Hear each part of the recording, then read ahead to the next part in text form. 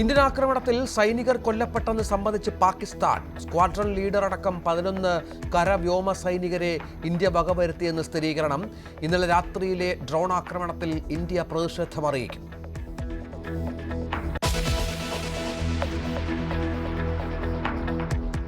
CBSE ഫലം പ്രസിദ്ധീകരിച്ചു. 12ാം ക്ലാസ്സിൽ 88.39% വിജയം. വിജയത്തിൽ മുന്നിൽ വിജയവാഡ. തിരുവനന്തപുരം റീജിയൻ 99.32% വിജയവുമായി രണ്ടാമത്.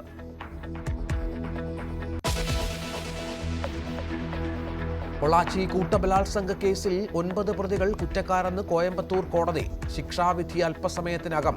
ശിക്ഷ വിധിക്കുന്നത് നിരവധി സ്ത്രീകളെയും പെൺകുട്ടികളെയും ബലാത്സംഗം ചെയ്ത് വീഡിയോ പ്രചരിപ്പിച്ച കേസിൽ.